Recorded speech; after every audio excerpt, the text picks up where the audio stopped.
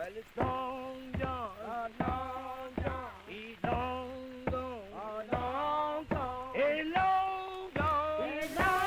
Weeping Time is the name given to a slave auction that took place in Savannah on March the 2nd and 3rd of 1859. It was one of the largest slave auctions to ever occur in the United States of America.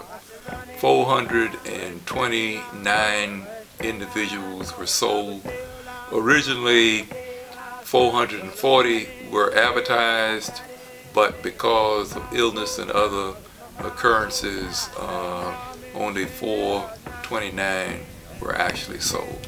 During this time that a torrential rainfall began on March the 2nd. It continued through March the 3rd when the sale ended, and that is how this slave auction got its name, the Weeping Time.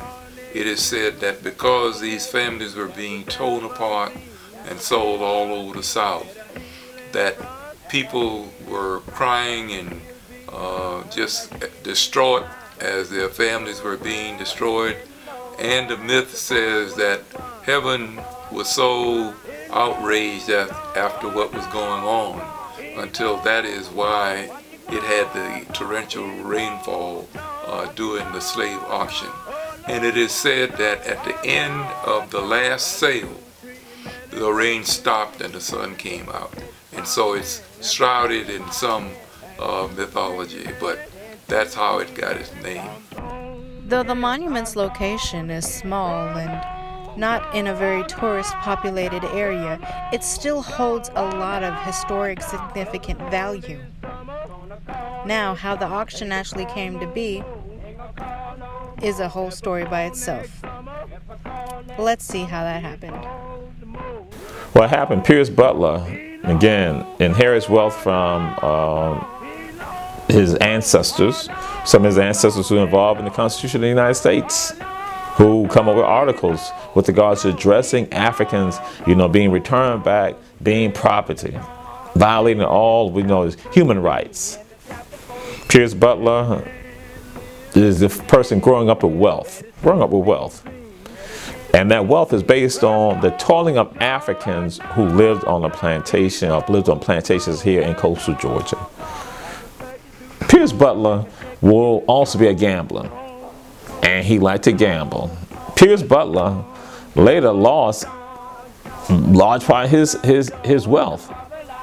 The opulence and all that was now lost. Pierce Butler then realized something. Wait a minute. It's not as bad as we think. It's not as bad as we think. Because we got some other assets also. My brother and I also have some Africans. Wait a minute.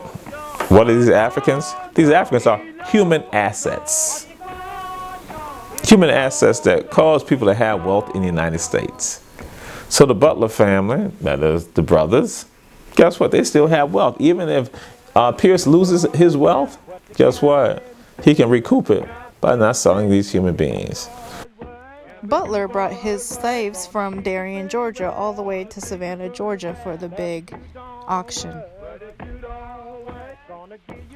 From there, they were taken to a race course or a racetrack known as Ten Broeck Racecourse.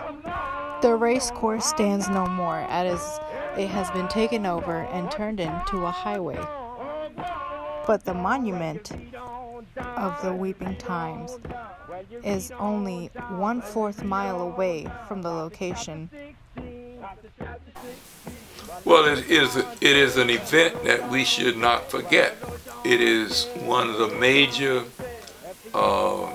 events in the history of slavery in Savannah, and it is something that we must hold up of the inhumanity of slavery and how it broke up the families and how people were treated pretty much like cattle.